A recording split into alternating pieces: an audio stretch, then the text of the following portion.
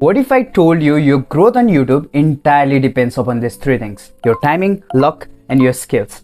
Timing and luck isn't in your control, but your skills determine whether you'll remain small channel or a successful one. If you give me next couple of minutes, I'll help you master these key YouTube skills that are statistically proven to help you grow your channel, make you tons of money online, and build a loyal fan base just by using these skills. If taught properly, these skills are very easy to learn, but yet most of you never harness this skill, and that's why you get stuck as a small channel. But I have seen many top creators use this same skill to make you love them and glue you into their videos. I've also used this same skill in this video and in my previous videos, and I've seen the result. It works. So the first skill is your on-camera presence. This is one of the most difficult skills to master, talk in front of cameras authentically, but I'll try to make it easy for you. So let me start with a question. How do you feel when you talk in front of camera? Exciting? Awkward? Draining? Energetic? Headache? How do you feel? Because the real problem is, especially I used to feel this in my early days. Blank, don't know what to say, words don't flow out, you forget words, you mumble with your words, you take long pauses, it takes hours to record video, sometimes even days, you feel inauthentic in front of cameras, you have to look back at the script again and again, and mostly I will blank out, and I hated watching my own videos. But today people comment me by asking, how do I sound so confident on YouTube? You know what changed? My beliefs. Here are 8 frameworks that I use whenever I talk to cameras. These are very important.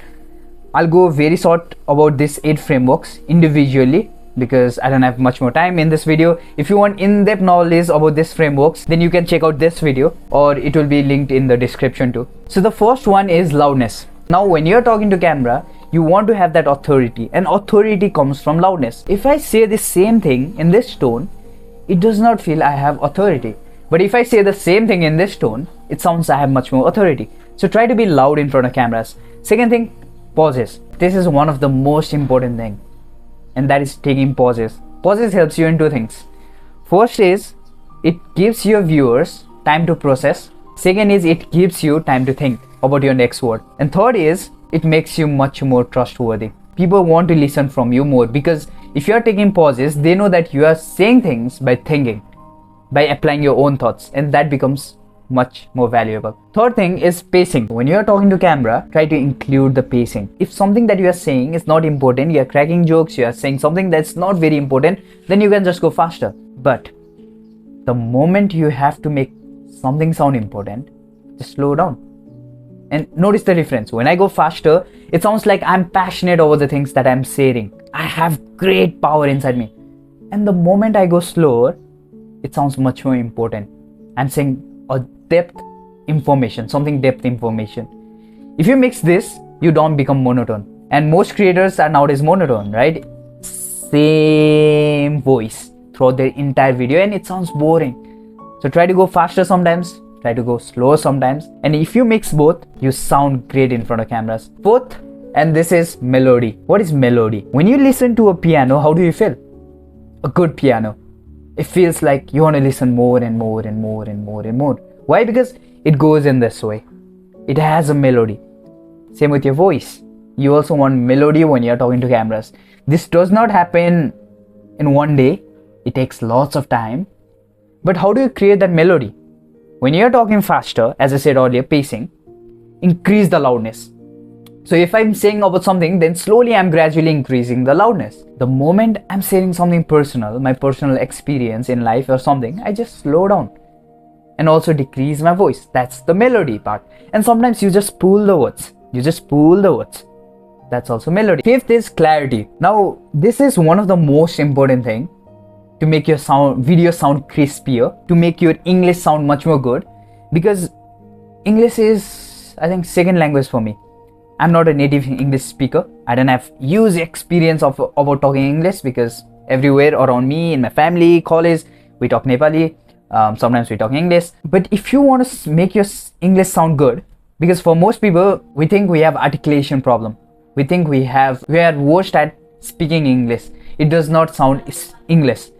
Our tone is different. This thing can just be removed by moving your jaws and tongues. That's clarity. If you want your videos to sound clear, move your jaw when you are speaking and your tongue. The more you move your jaw and tongue, the more clear you sound. Just like I'm doing with my mouth movements. Sixth thing, when you're talking to camera, is your tonality. your facial expression when you're talking, the smile in your face, your hand gestures, because your hand gives you energy. Always remember, if I say the same thing this way, then it does not sound energetic. But the moment I bring my hand, things change, everything changes. So the sixth thing that I want you to incorporate in your videos is hand gestures. I know it's very difficult to have this hand gesture every time. Still today, if I'm communicating to anyone, if I'm talking to anyone, then sometimes my hands are just lurching down here. And it's very difficult at that time. I'm also trying to improve it slowly day by day, because I realize this 50% of your communication is done non-verbally through your facial reactions and your hand gestures. That's the power of your hand gesture. If I say 3 and I say 2, what happens?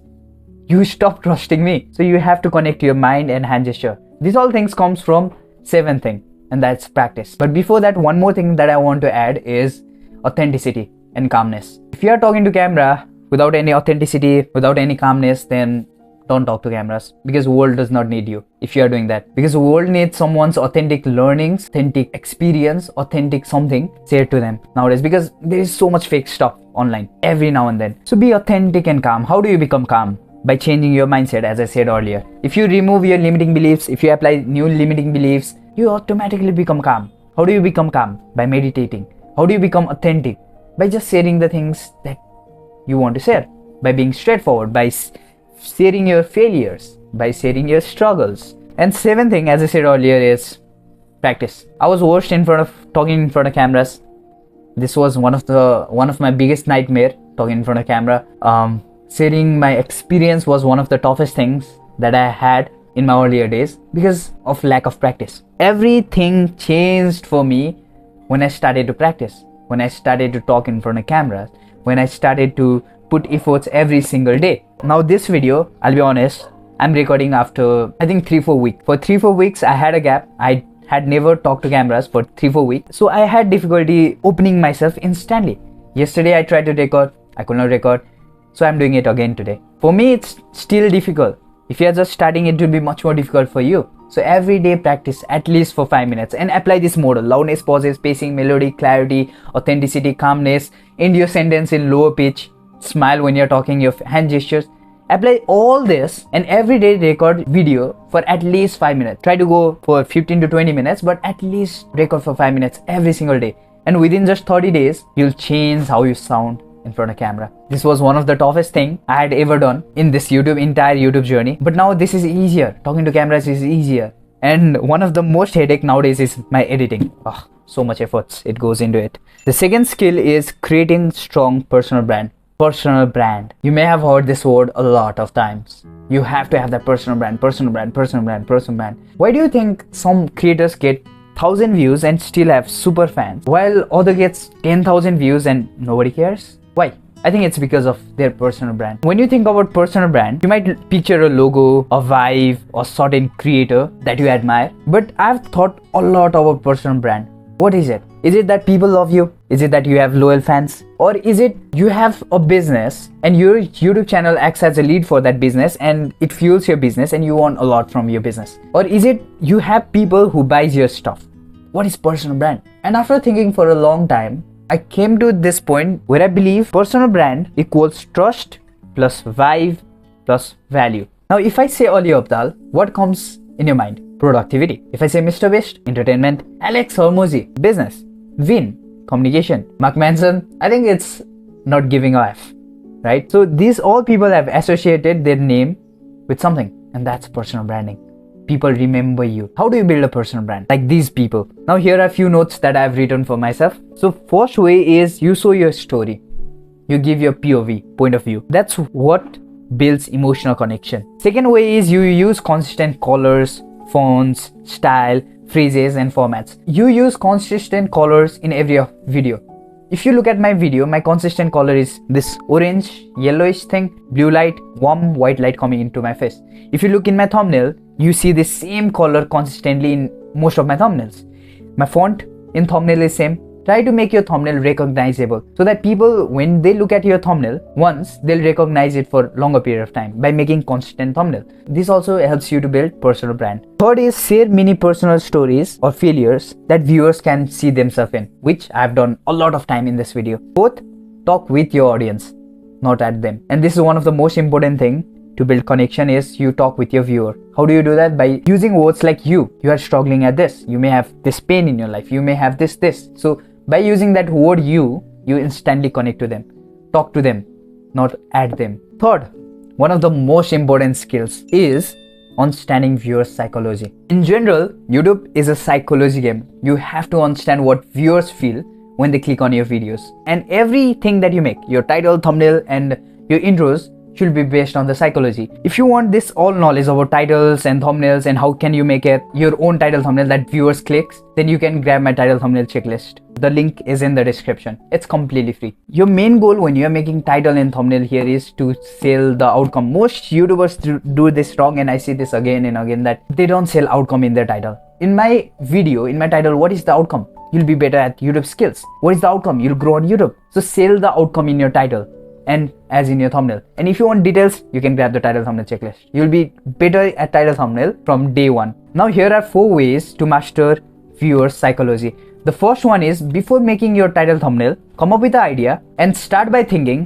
what is my viewer feeling right now about this topic? Write down all the problems and desire that your viewer has about that topic. And this helps you to make your title thumbnail. After making your title thumbnail, the second thing that you do is you write down all the questions that viewers has in their mind by seeing your title thumbnail. And this will help you to make your intro and address that in your intro. Third, make viewers feel seen. Use words like, you're not alone, I got you, I understand you. Try to build connection with your viewers. Fourth, write intros that reflect their pain and promise a shift. For example, if you are tired of not growing on YouTube and always having less views no matter the efforts, don't worry. Today I'll share 5 tips that will help you grow on YouTube and get more views instantly. See, what did I do? I emotionally connected to you. I showed you your pain, then I gave you a shift.